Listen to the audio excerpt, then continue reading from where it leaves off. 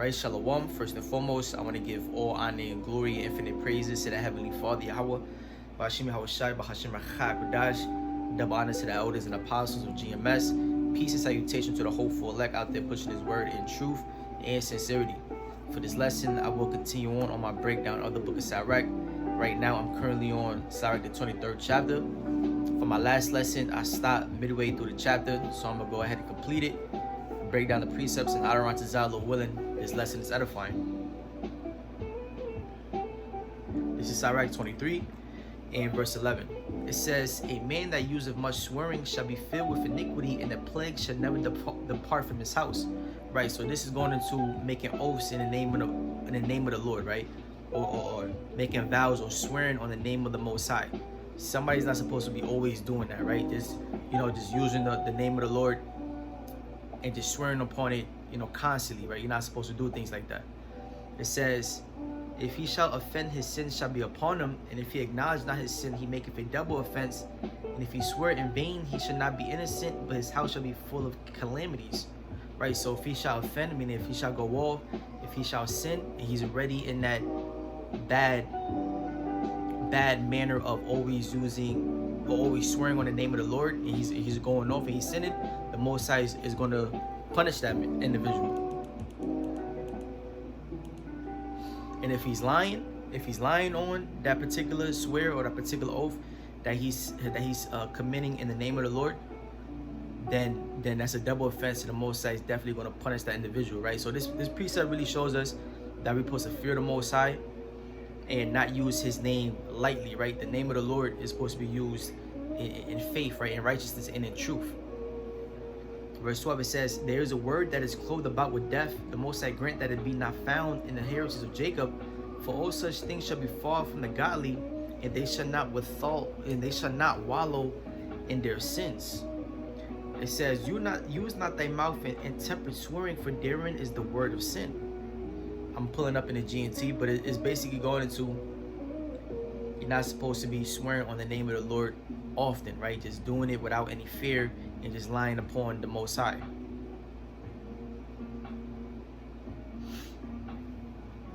I'm gonna get it GNT. Just want to see how it's worded. Sirach 23 verse 11 GNT. "Anyone who takes oaths all the time is sinful to the core, and punishment is never far away from his household. If he fails to fulfill his oath, he is guilty. If he ignores his oath, he is twice as guilty. If his oath was insincere in the first place, he cannot be pardoned and will have a house full of trouble. There is one way of speaking that is like death itself. May no Israelite ever be guilty of it. Devout people do not wallow in such sin, and they will keep away from such behavior. Don't fall into the habit of coerced, profane talk. It is sinful." Yeah, so this type of thing isn't supposed to be in our behavior on any type of basis, right? We're supposed to be moderate and self-disciplined in how we conduct ourselves, right? Now, verse 14, it says, "Remember thy father and thy mother when thou sittest among great men. Be not forgetful before them, and so thou be thy custom become a fool, and wish that thou hadst not been born, and curse the day of thy nativity." Yeah, so it's going into how you're supposed to conduct yourself, right? If you're amongst great men, remember your father, your mother, meaning what? Move honorably, right? Move with respect, for those great men, and also move with self-respect, so that you don't do anything that you end up regretting. So self-discipline, right? Moving with honor. I want to see what that says, GNT.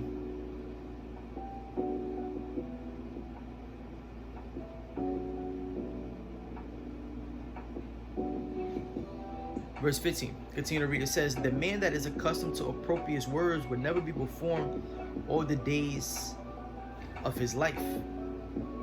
I'm going to see what that word opprobrious means. But let's read the GNT. It says, "If you fall into the habit of using offensive language, you would never break yourself of it as long as you live." Yeah, so just using your words wisely, okay? Not just saying any old offensive thing, right? I'm gonna search what this word abraeus means.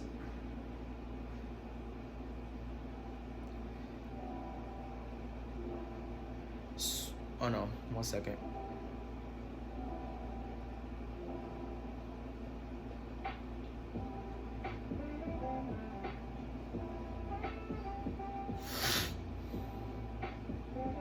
It says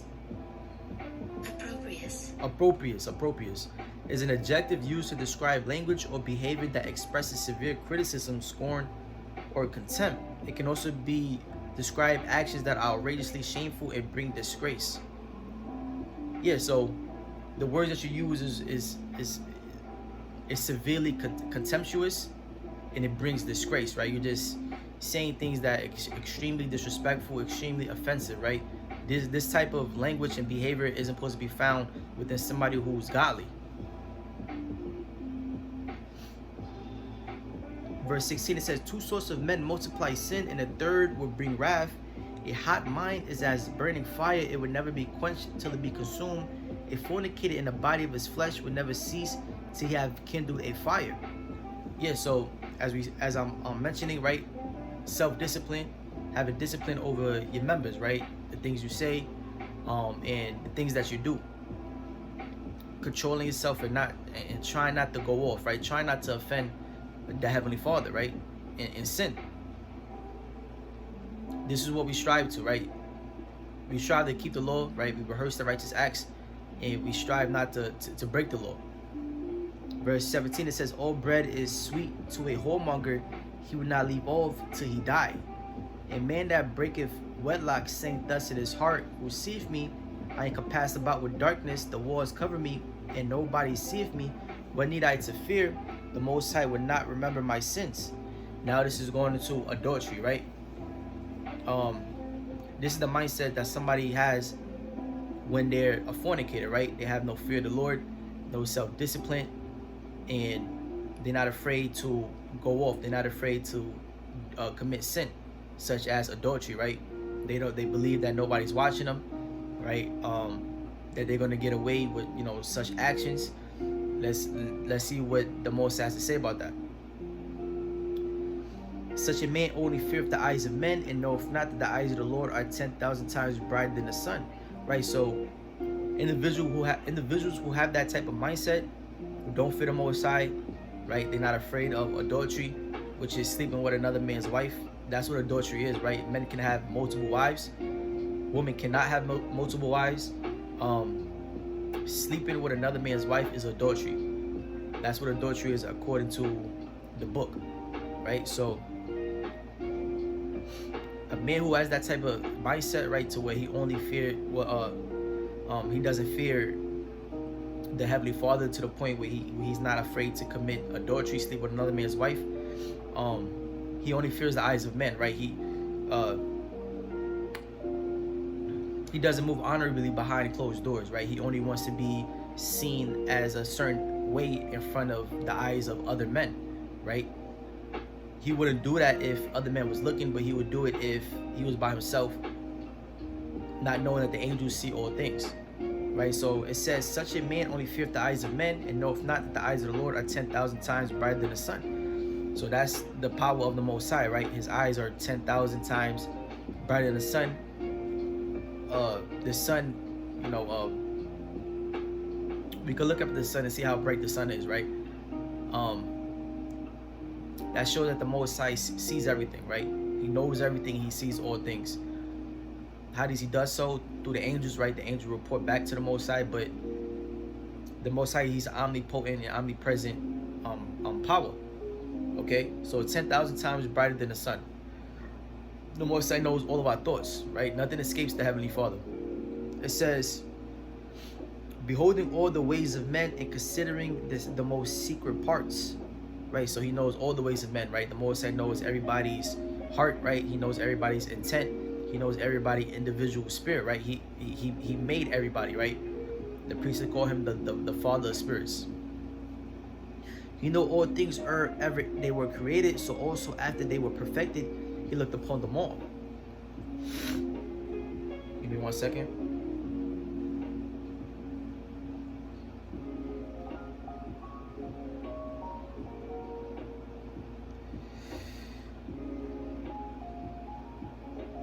Slakia, verse 20, he knew all things ere they were created, so also after they were perfected, he looked upon them all. This man shall be punished in the streets of the city, and where he suspecteth not, he shall be taken. Yeah, so all sin gets punished, right? Committing wickedness results in punishment. All right, so this individual who has this type of mindset, don't fear the Heavenly Father, right? Not afraid to sleep with other men's wives. He's gonna get punished, right? It says, this man shall be punished in the streets of the city, and when he suspecteth not, he shall be taken. Yeah, so like how it says also in the book of Sirach, the 5th chapter, it says, in your security you shall be taken, meaning when you think you're safe, that's when the Most High is going to put judgment upon you, right? So judgment is going to come to individuals who have this type of mindset. It says, thus shall go also with the wife that leaveth her husband and bringeth in an heir by another, right? So just like the man's going to get punished, the woman's going to get punished. They both they both participated in that particular act, in that particular sin. They both guilty in a sin. It says, for first she disobeyed the law of the Most High, and secondly she have transgressed her own husband, and thirdly she have played the whore in adultery and brought children by another man, right? So these are the different things that she's guilty of. She shall be brought out into the congregation, and inquisition shall be made of her children. Her children shall not take root, and her branches shall bring forth no fruit, right? So she's going to get judged for this particular act.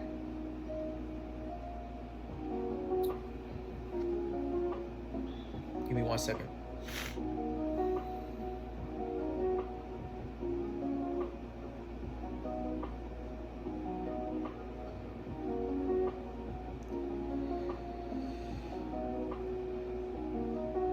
Yeah, and you know, back in the ancient times, well, let's read this again, Slaki. Verse 24, it says, she shall be brought out into the congregation, and inquisition shall be made of her children. Her children shall not take root, and her branches shall bring forth no fruit. Verse 24 and 25 GNT, the children will suffer for her sin. They will not be able to find a place in society or establish families. She herself will be brought before the assembly. Back in ancient time, right, we had something called, our nation had something called arranged marriages, and marriage, sex, right, having a wife, laying down with somebody, that was something that was more looked at as more sacred than it is looked at now. So children who came about in adultery or sinful ways, they will be looked down upon more than children who came about through marriage, right? The ways that was actually, you know, lawful. Okay, so it says, verse 26, she shall leave for memory to be cursed, and her reproach shall not be blotted out. Yeah, that's what's going to be tied to her name, to anybody's name, right? That the man and the woman that commit these type of sinful acts. It says, and they that remain shall know that there is nothing better than the fear of the Lord, and there is nothing sweeter than to take heed unto the commandments of the Most High. Yeah, so once people actually see judgment for the particular things that the parties were guilty of, punishment for the sin, how the Most High, you know, reveals certain things, how the Most High always judges, you know, rightly, then people know that there's nothing better than to fear the Heavenly Father and to keep His commandments, right?